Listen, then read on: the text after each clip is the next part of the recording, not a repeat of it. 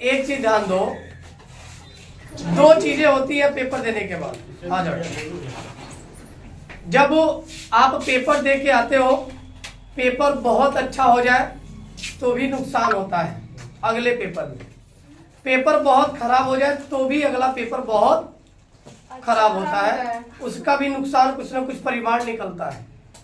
अब हिंदी का पेपर यदि देखा जाए तो पढ़ाए गए वीडियो में से मैक्सिमम 2-2.5 घंटे का जो वीडियो है, लगभग सभी क्वेश्चन उसी में से है। जैसे आपका केवल एक निबंध नहीं मिल पाया है, क्योंकि निबंध हम पर्यावरण प्रदूषण और लिखवाए थे स्वदेश प्रेम, और इंटर वालों को बताए थे आतंकवाद पर्यावरण प्रदूषण, तो आप लोगों में आ गया आतंकवाद। निबंध को यदि छोड़ा जाए तो पीछे आगे बढ़ते हैं तो लेखक सेम आए हैं, आचार्य रामचंद्र शुक्ल आए, महादेवी वर्मा आई, दो ही चीजें बताई गई थी। आचार्य रामचंद्र शुक्ल पढ़ लीजिएगा और सूरदास महात्मा गांधी पढ़ लीजिएगा। दूसरी चीज चंद्रशेखर आजाद का चित्रण आ गया, ठीक है। संस्कृत का पूरा प्रश्न उत्तर मिल गया। बहुविकल्पी के लगभग 20 क्वेश्चन में से 15 से 17 क्वेश्चन ऐसे हैं जो आपको डीपीपी दी गई है, जो पढ़ाया गया है पुराना वीडियो उसी में से है। बातें समझ में आ रही है? Yes sir. सेम मिला है या नहीं मिला? मिला है। जब सेम मिला है तो उसी एनर्जी के साथ हम मैथ को भी पढ़ेंगे। अब ये नहीं कि पेपर बहुत अच्छा हो गया तो हम उत्साह मनाए 5 दिन तक, पता चला 5 दिन बाद मैथ वाला खराब हो गया, तो ये भी नहीं करना है, बैलेंस करके चलना है। किसी में उत्सुकता बहुत ज्यादा होगी तो किसी में थोड़ा कम होगा, दोनों को बैलेंस करके जो पूरी परीक्षा के दौरान चल पाएगा वही बेहतर कर पाएगा। मैथ का भी अब 2 से 4 दिन जो टाइमिंग मिला है, टाइम टू टाइम आपको वीडियो शाम को 3:30 और 4:30 के बीच में आपको वीडियो मिल जाएगा, और बेहद इंपॉर्टेंट जो प्रश्न होंगे उसी का डिस्कशन होगा, ठीक है। तो आइए आखिरी बार 70 तैयार, यानी 70 नंबर की तैयारी के लिए हम लोग आखिरी लड़ाई लड़े 1 से 2 दिन तक। 2 दिन के अंतर्गत ये सभी चीजें आने वाली है, और सेम चीज डिट्टो प्रश्न भी आ सकता है, लेकिन मैथ में एक चीज हम ये नहीं कह सकते कि 100% यही आएगा, क्योंकि डाटा जरूर चेंज कर देंगे, लेकिन कुछ क्वेश्चंस ऐसे हैं जिस पे दावा किया जा सकता है कि ये आएगा। जैसे बोर्ड पे लिखा हुआ 3 प्रश्न है, 3 में से बहुविकल्पी का 2 प्रश्न निश्चित आएगा, कोई भी 2 प्रश्न निश्चित आएगा, 100% आएगा। पहले प्रश्न की यदि हम बात करें तो पहला प्रश्न कह रहा है कि किसी पूर्णांक q के लिए प्रत्येक धनात्मक समपूर्णांक का रूप होगा, यानी प्रत्येक धनात्मक जो पूर्णांक लेंगे वह समपूर्णांक का रूप होगा, तो इनमें से कौन सा ऑप्शन सही है? कौन सा सही है? सी। Very good, 2q। क्योंकि ध्यान दो, मान ले कि माना a एक धन पूर्णांक है, a एक आपका क्या है? धन पूर्णांक है, तथा b बराबर 2 हम इसलिए ले रहे हैं क्योंकि बेटा सम का जिक्र किया है, तो सम संख्या वह होती है 2 से विभाजित हो जाए, और जब 2 से विभाजित नहीं होगी तो हम उसको विषम कहेंगे। तो इसी में से एक प्रश्न और भी पूछ लेता है कि विषम पूर्णांक है। ये 2 प्रश्न या तो सम आए आपके पेपर में या तो विषम आए, लेकिन आना तय है। अब ध्यान दो, b बराबर 2 लिखा तो यूक्लिड प्रमेय से क्या लिख सकते हैं? यूक्लिड प्रमेय से हम लिख सकते हैं a बराबर 2q, चूंकि bq प्लस r लिखते हैं। r का मान संभव क्या होगा भाई? 0 से बड़ा या तो बराबर, 0 से छोटा हो नहीं सकता, क्योंकि रिमाइंडर कभी ऋणात्मक नहीं होता है। प्लस b यानी 2 से छोटा होगा, तो 2 से छोटा की पॉसिबिलिटी क्या बन रही है? 0 और 1। अगर मैं r बराबर 0 लूं, यदि मान लो बेटा r बराबर मैंने 0 लिया, तो a की वैल्यू क्या मिलेगी? 2q। अब इस q का मल्टीपल क्या है?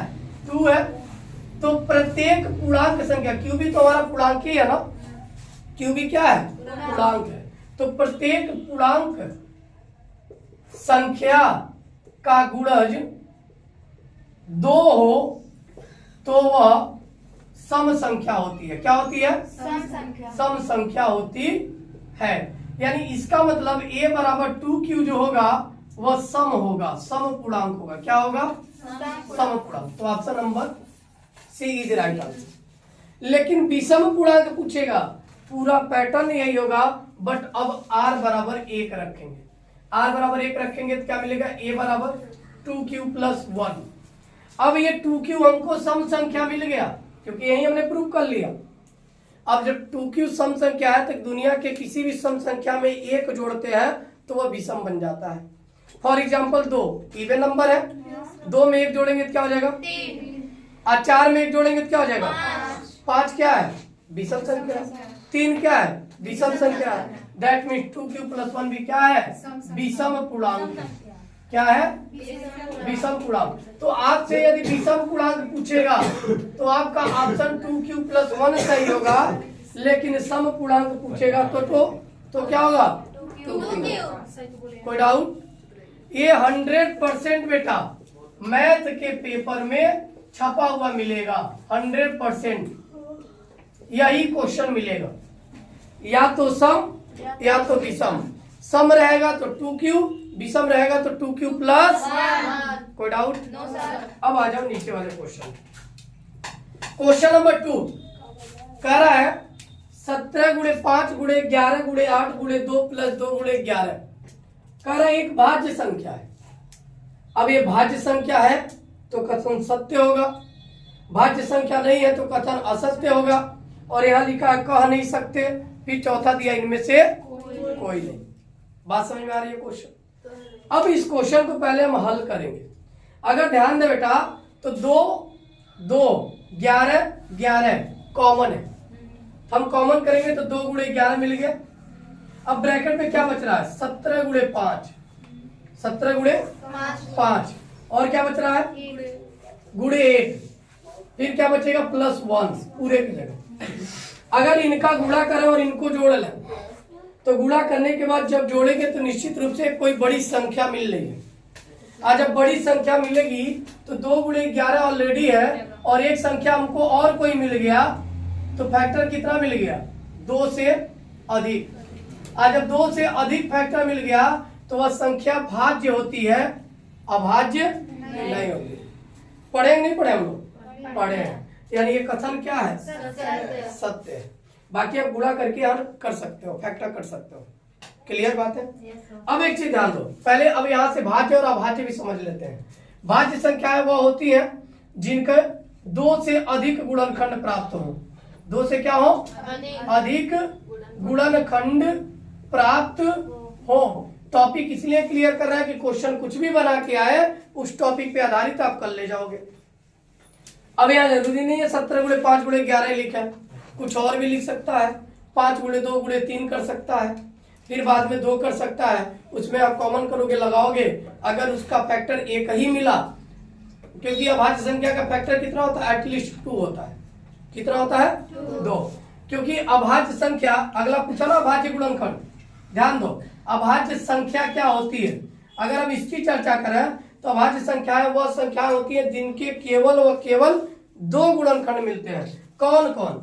एक तो 1 मिलता है, दूसरा ये स्वयं से कटती हैं। किससे कटती हैं? अब ये संख्याएं क्या क्या होती हैं? 3 होता है, 2 होता है, 3 होता है, 5 होता है, 7 होता है, 11 होता है, 13 होता है, 17 होता है, 19 होता है, एंड सो ऑन। और आपको बताया गया था 1 से 100 के बीच में कुल 25 अभाज्य संख्या है और 1 से 50 के बीच में कुल 15 अभाज्य संख्याएं होती हैं। ये बताया गया था, पूरा पढ़ाया गया आपको डिटेल में। अब एक चीज ध्यान दो बेटा, अगला प्रश्न यही से पूछ लिया। अभाज्य संख्या समझ गया ना? अभाज्य संख्या में केवल 2 ही फैक्टर होगा, या तो वह 1 से कटेगा या तो स्वयं से। लेकिन भाज्य संख्याओं में 2 से अधिक फैक्टर मिलता है। एक प्रश्न और याद रखना, एक कौन सी संख्या है, भाज्य या अभाज्य? नहीं बेटा, एक का केवल व केवल एक फैक्टर है ना, 1 × 1 1 ही है ना। तो जब केवल एक फैक्टर है, केवल एक गुणनखंड मिला, अब एक गुणनखंड मिला, न तो ये भाज्य में गया और न ही अभाज्य में, तो एक न तो भाज्य संख्या है और न ही अभाज्य, न ही अभाज्य संख्या है। बात समझ में आ रही है? अब ध्यान दो, पूछता है कि सम अभाज्य संख्या, तो वह क्या होगा? 2। 2 क्या है? यह सम अभाज्य संख्या है। अगर आपसे प्रश्न पूछ ले निम्न में से सम अभाज्य संख्या है और ऑप्शन में लिख दिया 2, 3, 5, 7, तो टिक किस पे करोगे? 2 पे। किस पे? 2 पे। कोई डाउट? अब एक चीज ध्यान दो बेटा, पूछा 156 का अभाज्य गुणनखंड होगा। अब 156 का अभाज्य गुणनखंड पूछ रहा है, तो कोई भी अंक का जब आप गुणनखंड निकालते हो तो हम गुणनखंड तब तक करते हैं जब तक कि उसकी संख्या अभाज्य ना मिल जाए। तो 156 का हम गुणनखंड करेंगे पहले। तो 156 का गुणनखंड क्या हो सकता है? पहले किससे काटे? ये अभी मिटा रहे हैं हम। 2 स्क्वायर था, गुणे 3 था, गुणे 11 था, सी। ठीक है, 2 से काटेंगे। 2 7 जा 14, 2 8 जा 16, 2 3 जा 6, 2 9 जा 18, फिर 3 1 जा 3, 3 3 जा 9, फिर 13 1 जा, यानी 2 इंटू 2 इंटू 3 इंटू 13। फैक्टर क्या मिलेगा आपको? 2 गुणे 2 गुणे 3 गुणे 13। अब 2 कितनी बार है? 2। तो 2 के पावर 2 कहाँ दिख रहा है? ये दिख रहा है, ये भी दिख रहा है। 3 गुणे 13, 3 गुणे 13 इसमें मिल गया, यही पूरा फैक्टर मिल गया। तो यानी ऑप्शन क्या सही होगा? बी। सी पे नहीं लगाएंगे क्योंकि इसमें 11 दे दिया। कोई डाउट? क्लियर हो रहा है क्वेश्चन? किसी प्रकार का कोई डाउट होगा तो बेटा बता देना, क्योंकि ये अंतिम क्षण है जो आपके नंबर में एक एक नंबर जोड़ के आपके परसेंटेज को बहुत गोल्डन कर देगा। एकदम आपके लिए सुनहरा मौका है। कहीं भी कोई डाउट होगा पूछ लेना। कोई भी क्वेश्चन लगाते वक्त आपको डाउट होता है तो कमेंट में लिख देना, मैं उस पर भी बता दूंगा। व्हाट्सअप कर देना, व्हाट्सएप पे सोल्यूशन भेज दूंगा। लेकिन इधर 2 से 3 घंटे 4 घंटे आपको सोना नहीं है, केवल जग जग के पढ़ना है। क्लियर? Yes sir. कोई डाउट? अगला बेटा ध्यान दो, हम अगले प्रश्न पे दोड़ा। हम तुम लोग का दुख दर्द समझ रहे हैं। 3 घंटा पेपर दे के आए हो, थके आ रहे हो। Yes sir. इसलिए उतनी एनर्जी नहीं दिखा पा रहे हो जितना रोजाना दिखाते हो। Yes sir. बट कोई बात नहीं, थोड़ा सा कुछ दिनों के लिए कठिन परिश्रम करना है। हाँ सर। आप उसे कर लीजिए ताकि रिजल्ट बेहतर आ जाए, और रिजल्ट बेहतर आ जाएगा तो फिर रेस्ट ही रेस्ट है। यस। ठीक है, तो 2-4 दिन बस तकलीफ सॉल्व हो। चलिए थोड़ा बहुत एनर्जी दिखाइए सीखने में। क्वेश्चन नंबर 3 की जब हम बात करें बेटा, इस टॉपिक पे प्रश्न बोर्ड का ऐसा कोई सत्र नहीं बीता जिसमें ना पूछा हो, और प्रत्येक मॉडल पेपर में यानी जहां जहां सेंटर कोड बना हुआ है टोटल सभी सेंटर पर ये प्रश्न जरूर इसमें से रिलेटेड रहता है। Yes sir. यही करेगा, अंक बदल लेगा, बट तरीके तो नहीं बदल सकते, फार्मूले तो नहीं बदल सकते, नियम कानून वही लगने हैं तो सब पे लगेगा। बात समझ में आ रही है? Yes sir. अब यहाँ मैंने दिया 26 156 का लौसा 156 है, मौसा ज्ञात करो। बड़ी सिंपल बात है। जब भाई इसका लौसा दे दिया, मौसा पूछ रहा है, तो भाई मौसा निकालने के लिए क्या करेंगे? इन दोनों संख्या का गुणा करके लौसे से भाग कर देंगे, आंसर हो गया। अब जैसे ही 156 से भाग करेंगे तो क्या मिल जाएगा? 26। आंसर मिल गया ना 26। तरीका सिकोटा ये आया कैसे? यहाँ लिख रहा है एक लाइन, चूंकि हम जानते हैं कि लौसा गुणे मौसा बराबर होती है दी गई संख्याओं का गुणनफल। क्या होता है? दी गई संख्याओं का गुणनफल। अब बेटा देखो यहाँ पे तुमको लौसा दिया है, पूछा क्या है? मौसा को यहीं छोड़ दो, लौसा को उठा ले जाओ, तो क्या हो जाएगा? दी गई संख्याओं का गुणनफल बटे क्या होगा? लौसा। यदि मान लो लौसा पूछता, मौसा दिया रहता तो हम मौसम उठा के यहाँ करते, लौसों को छोड़ देते। कभी कभी ऐसा होता है लौसम मौसम दोनों दे देगा, इसमें से कोई एक संख्या दे देगी तो भाई दूसरी संख्या को छोड़ देंगे, पहली को उठा के लाके इससे भाग कर देंगे। कोई डाउट? No sir. अब कैसे भाग करेंगे? लिख लो 26 गुणे 156 संख्या है तो यही है, लौसा 156 है, कट गया, आंसर आ गया क्या? 26। कोई डाउट? No sir. अब यही 306 504 दे दे, फिर लौसा उसका दे दे, मौसा पूछा तो भी कर लोगे। कोई डाउट? No sir. कर लोगे? Yes sir. देखो हम भी सुबह से कुछ खाए नहीं, हम भी थके आ रहे हैं, लेकिन तुम लोग पढ़ा रहे इसलिए कि रिजल्ट बेहतर हो जाए। और रिजल्ट खराब किसी का नहीं होगा, ये मुझे विश्वास है। और आज आपका हिंदी पेपर जो देख के आया हो ना, जितना पढ़ाने के तरीके से जो पढ़ के आप गए थे, मुझे उम्मीद है सबका 85 और 95 के बीच में है। 95 प्लस नहीं बोल सकते, क्योंकि इसलिए नहीं बोल सकते कि हिंदी है, हिंदी में 100 आउट ऑफ 100 मिलना बड़ी मतलब मुश्किल है, और वो अगर पा गए तो समझ लो बच्चा बड़ा धुरंधर है।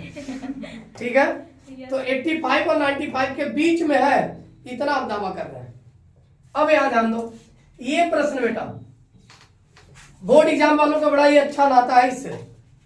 जैसे ससुर और दामाद का रिश्ता होता है, वैसा ही कुछ रिश्ता इस सवाल के साथ है। इस सवाल को ये छोड़ते ही नहीं है, और मुझे उम्मीद है इस बार तुम्हारे स्कूल के पेपर कोड पे √2 ही लिख के आएगा, बदल के नहीं आएगा। लेकिन शहर वालों का बदल के आ सकता है, √2 की जगह √3 आ सकता है, 5 प्लस √2 आ सकता है, कुछ भी आएगा। सवाल लगाने का तरीका यही है, सवाल को समझो।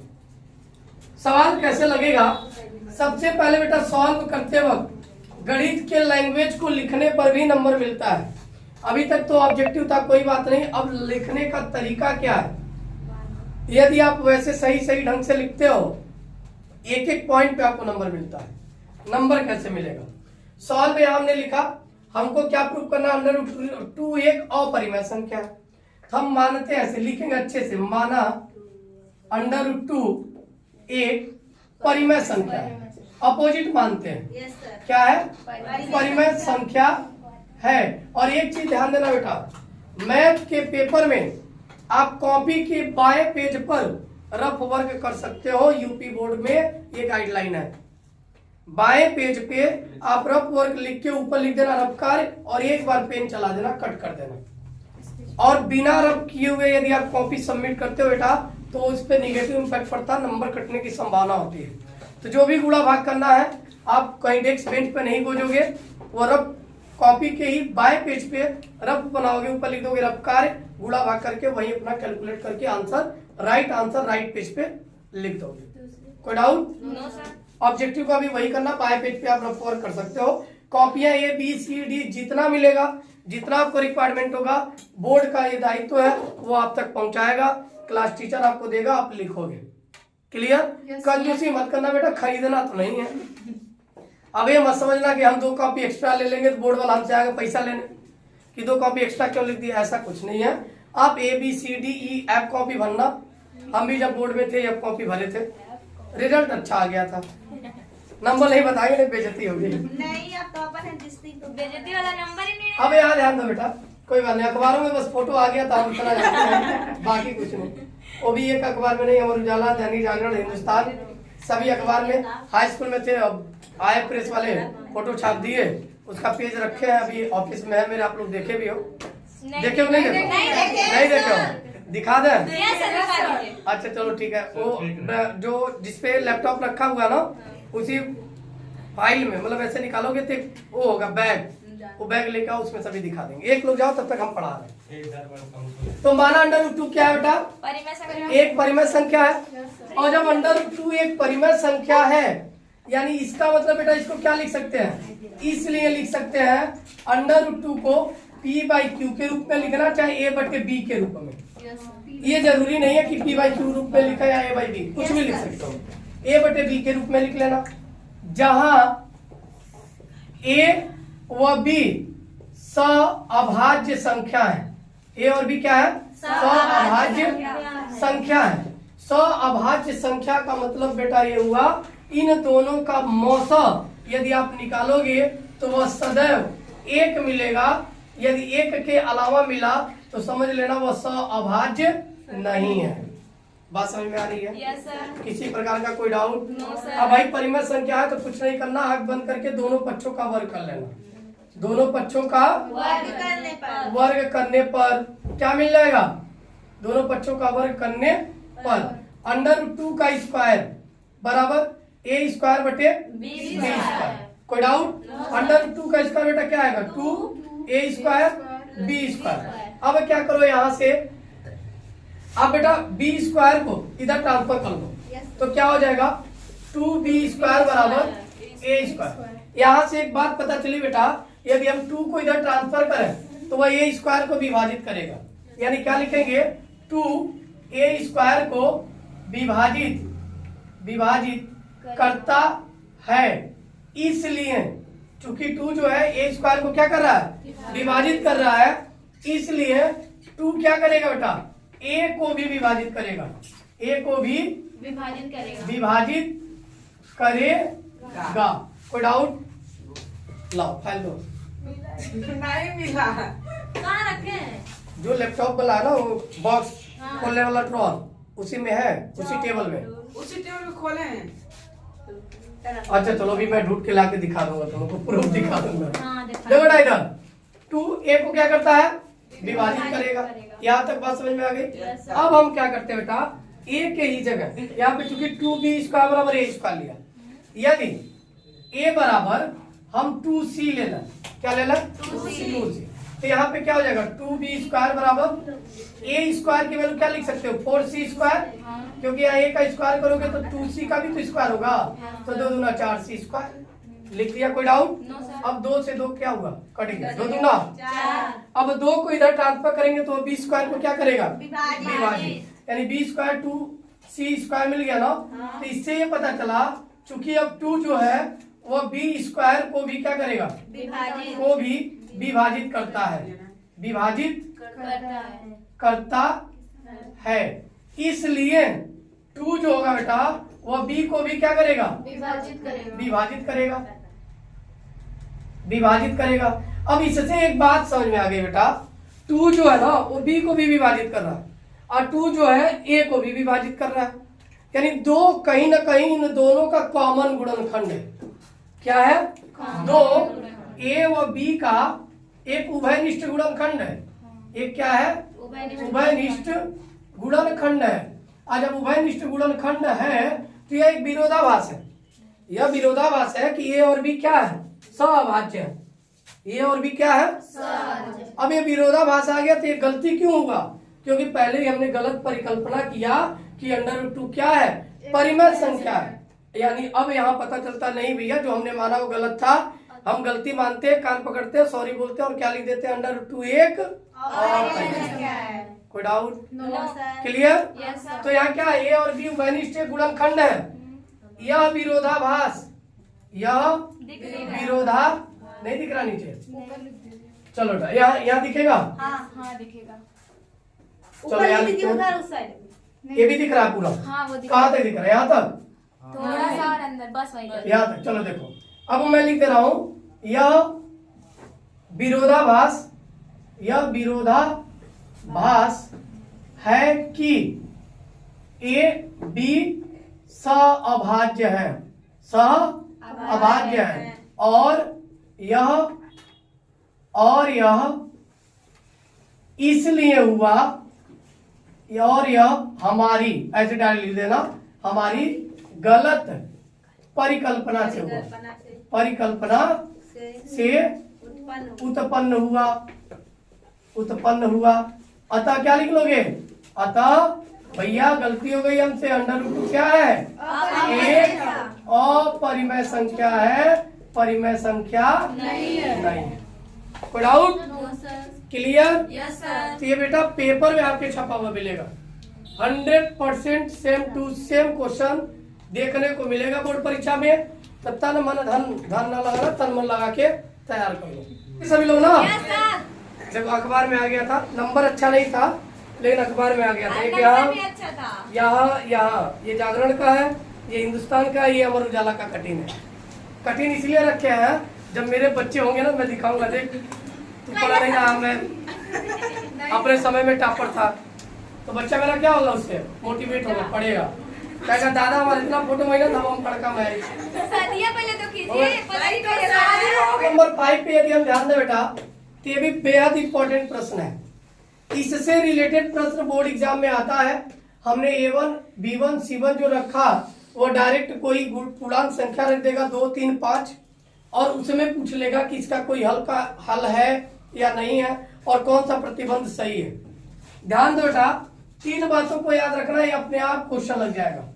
पहली बात ये, यदि हम इन दोनों के गुणांकों का अनुपातिक मान लें, जैसे A1/A2 और B1/B2 और ये दोनों मान एक दूसरे के बराबर न हो, तो ऐसे स्थिति में ये रेखाएं एक दूसरे को प्रतिच्छेदित करती हैं, और प्रतिच्छेदित जब करेंगी दो रेखाएं एक दूसरे को, तो निश्चित रूप से एक हल प्राप्त होगा, यानी केवल एक हल प्राप्त होता है। कितना हल? एक हल। और ऐसे निकाय को हम संगत निकाय बोलते हैं। क्या बोलते हैं? संगत निकाय। कभी कभी दे देगा, दोनों में पूछेगा कौन संगत है कौन असंगत है, तो अगर ऐसा अनुपात मिला तो वह संगत होगा। कौन सा होगा? संगत। दूसरी बात बेटा याद रखना, A1/A2 बराबर B1/B2 बराबर C1/C2 ले लिए। अब ये तीनों अनुपातिक मान क्या है? बराबर है। अब तीनों बराबर एक ही स्थिति में हो सकती है जब उनकी रेखाओं का ग्राफ दोनों का उसी रेखा पे जाए, यानी समपाती हो। क्या हो? समपाती। और जब समपाती होंगी तो इनके अनंत हल मिलेंगे। हल कितने मिलेंगे? अनंत। और ये कैसा होगा? ये भी संगत होता है। कैसा निकाय है? संगत निकाय है। कब? जब तीनों अनुपातिक मान बराबर हो तब। तीसरी बात याद रखना बेटा, यदि आप A1/A2 का मान निकाले, B1/B2 का अनुपात लिए, दोनों बराबर मिल गया, लेकिन तीसरा C1/C2 बराबर नहीं मिला, तो ऐसे स्थिति में यह दोनों रेखाएं एक दूसरे के समांतर होती हैं, और जब समांतर होंगी तो कहीं भी इनका हल प्राप्त नहीं होगा, यानी कोई हल नहीं मिलेगा, कोई हल नहीं प्राप्त होता है। और ऐसे निकाय को क्या बोलते हैं? असंगत। क्या बोलते हैं? असंगत। अब बता दो, इसमें क्या कहा? कोई हल नहीं, तो कोई हल के लिए कौन सा होगा? तीसरा वाला। तीसरा ऑप्शन कहाँ दिख रहा है? बी। तो बी इज राइट आंसर। अगर पूछ लेता एक हल है तो हम किस पे टिक करते? पहले वाले पे। अगर कहता कि अनंत हल है तो किस पे टिक करते? सी वाले पे। कोई डाउट? कर लेंगे। ये बेहद इंपॉर्टेंट टॉपिक है, इसलिए मैंने इसको लिख लिया कि ये याद करके ही जाएंगे एग्जाम में। इससे रिलेटेड आपके 2-3 प्रश्न पूछ लिया, निकाय संगत है असंगत है तो भी कर लोगे, पूछ लिया एक हल है अनेक हल है, हल नहीं है तो भी कर लोगे, समांतर है प्रतिच्छेदित है या संपाती है, तीनों स्थितियों को दिखा के आप कर सकते हो। कोई डाउट? ये नोट कर लो बेटा, बेहद अहम क्वेश्चन है बोर्ड एग्जाम के लिए।